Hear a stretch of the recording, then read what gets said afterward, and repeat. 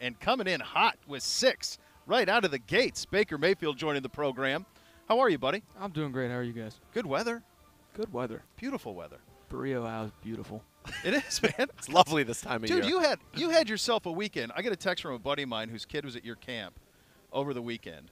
And he said, like, the experience you gave those kids, and it's gone viral since, and we've all seen you running around there and all that stuff. Then it led to a back and forth between you and Brady.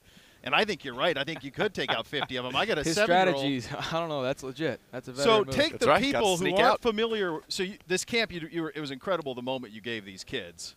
So that's the first thing. And I think the real connection you have with kids is something that as a parent that we see all the time. But that was awesome, the way that you were actually involved in a camp. It's one thing to go to a camp. It's another thing to have the headliner be out there playing around with them. Yeah, we talked about he had a catch with a kid at He the had a golf catch. outing. What a thrill for that kid. You know, I think those camps, there's a lot of ways to do it. And unfortunately, sometimes just slapping somebody's name on it and having kids come for it is how it goes. But I was always the kid, looking up to those athletes, somebody in my position or a different position. Just, those were role models. And then just getting a chance to be around them, those are memories that you look back on. And it might not be very long. It could only be for a couple minutes, but those are things you remember for a lifetime. And so just being there, having fun with them, and that's the biggest thing. Yeah, we did some drills and we did a lot of that and made sure they're doing football drills, but having fun's the most important thing. That's the biggest thing about those summer camps and just being around those kids is making sure they realize we're real people too and we can have fun and it's okay to have fun while you're doing your job. The impact was incredible from the kids, as you can imagine. Like, my other buddy was like, how dumb are we to miss on this opportunity? Like, Baker's dancing around with his kid. I have a feeling maybe it'll be an annual thing. You'll get another go at It was a stunning thing you did. And so that led to a question on social media that you picked up on. What if they turned on you? That was my old college roommate. Oh, that was asked it? me. Yeah. That's who did it? So I was wondering how you saw it. So if they turned on you, how many could you take? And you felt the number was? Well, I still need, like a real defined age gap. Let's go 7-year-olds. 7-year-olds, I think, with my original strategy, which I think is just all coming at once, Yeah. I think I could definitely take 50+. No but question. with TB12's advice of rolling out and setting up again, I think I got a real chance of eliminating. I had 600 kids there. You think you could run the table? I think I'm running the table.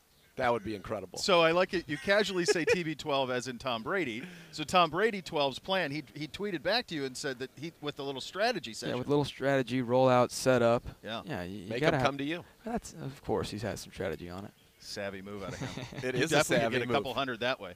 What do you think would be kind of your signature move in this? Oh, Are you gosh. just spinning around like a top with your arms out, clotheslining? That could be a good one, but I think something along the lines of like a Napoleon Dynamite roundhouse kick. Oh, yes. And my American Yes, flag and your- pants. yeah, get I those think, something like that. It's a solid strategy for sure. As we shift to all right, we're here at Minicamp. Everybody's Yes. here. This is going to be a lot of fun. One of the things that I said that was imperative in the coaching hire was to keep the 4 horsemen. I call it the 4 horsemen, to keep the 4 horsemen together. Use Stanton, Lindley, and Kitchens, and that would lead for continuity. And now, Such a good call by you. it was by a the great way. call. In Yeah, fact, it was. LeBron even came out with shoes, I believe, in honor of it. 4 The horsemen. 4 horsemen I tried to shoes, get in on they're that out. draw. Didn't get it. Yeah, those shoes are out. So it really and then the continuity, though, that allowed for you to have through all these OTAs and now into minicamp. There's a clear camaraderie with you guys, and then you Absolutely. add Todd into it. Yeah. And it's just a real recipe for success, I Gilbert. would think. Do you Yeah. feel in that? Oh, absolutely. That's the thing within last year when it was kind of chaotic. That was the stabilized, group right there, and they helped me out through a first year and just some organized chaos is what I'll call it. But having them and going through an off season with them and continuing to learn how we want to get things accomplished and grow in that, I think has been very important and vital to what we're going to go. How nice is it to get Lindley into your room and away from those running backs? Oh, it's great. They're a little bit jealous, but we got Stump Mitchell. Stump's the man, though. What a beard. Oh What a my- beard. Unreal. Looks biblical. Wow. I had to shave just because I was scared of it. How excited are you today to get out there? Odell's here, Jarvis is here, Callaway, Higgins, David, Kareem, Nick, et cetera, goes on and on. To actually get out there with your full complement of weapons and start to get to work on what should be an exciting year. Oh, it'll be very exciting today. So, just not everybody will be going during the team drills, but during individual and all that, it's where we start to build the chemistry and just continue to grow. And so it's exciting. It's an exciting time within our locker room. It's a little more jam-packed than it's been the past couple weeks. And so, I'm looking forward to it. One of the things, you got the minicamp, it's 3 days. We know that. Then there's the summer break for training camp. But I know you plan on getting everybody together again and doing a kind of a little session out there on the West Coast. What's exactly that like, and why is that so important to you to do?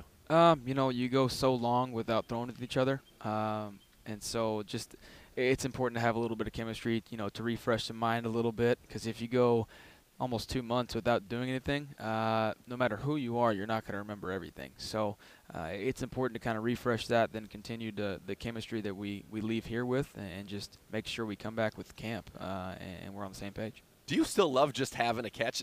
Bo and I love to just go and have a catch, but I know you do it for a living. You're a professional catcher. But Saturday. I know, but that's got to be like, I was like, playing. I was a mean safety this weekend. I saw you patrolling. That was my like that was my Demarius old Randall. dream. Yeah, that was my old dream, was playing safety or receiver. So I don't know. Yeah, I still find joy in that.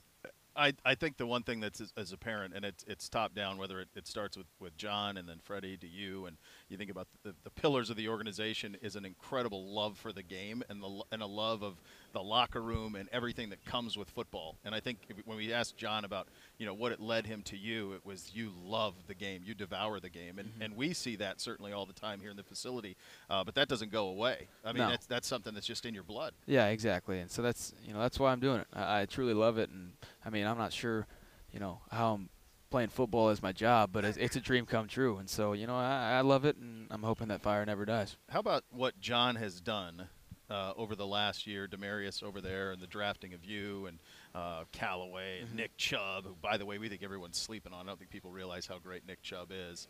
But the talent infusion that this organization has taken in over the last year. Now, John and Freddie are quick to say, and I'm sure you're the same way, look, we ain't done anything. Whoop-de-hell. Yeah. We look great. Whoop-de-hell was the quote. I don't know from if I'll Freddie. use whoop-de-hell, but yeah, that's no, we really haven't. And so that's what this time's about, is just try and see what we're going to be and work for that first game and continue to grow. We're not trying to be perfect right now. We're trying to iron things out. And like I said over there was, you know, I'm testing different stuff out, different ways to see it, and learning.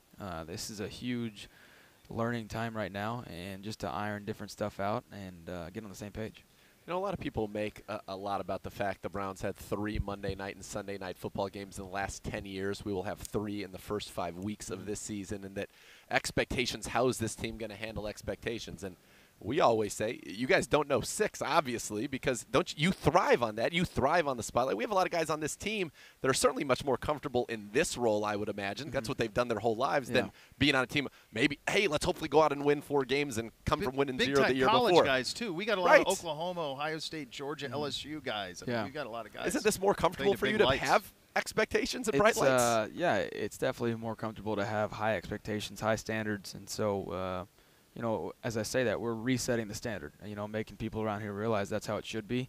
And, you know, like you said, we got a bunch of guys within this locker room, and that's what Dorsey's done a great job of, was bringing guys in with the same mentality. You know, it's a winning mentality, and that's what we're supposed to do. It shouldn't be a surprise. We got to work for it every day. How's Freddie handling all this? Oh, Freddie's Freddie. Same dude, right? Same dude. Nothing Which changes. is the best part. Genuine dude. Yeah. And that's what you've got. I mean, John Dorsey is very much comfortable in his own skin, and he is going to be John his Dorsey. His own skin or his own sweater, whichever one it is. Whichever it is. We put those on 2 months ago. Yes, we that wore was them, a the real sweat ones. Lodge. The real ones, I could not believe it's like that wearing no armor. air got in. I could have taken it to the like an Arctic program. It was like Canada Goose. It was. I couldn't believe how when hot we it got was. it off, we'd almost died. We almost passed out in the show. Did you feel that when you put it on? Have you ever worn one of them? Oh, I have one. Yeah, he did. I have my own. That's right, your you own do. Bull Dorsey. Oh, yeah. You kept it Joe after Thomas couldn't believe it either. He dropped, he was done. He was dropped out. 15 more pounds just having it on. He was out. He said, I'm not doing it. But you going back to the point, you got guys who are authentic, totally comfortable in their skin. Right. Freddie is, you are. And I think that is something when people wonder, oh, how's this team with the personalities?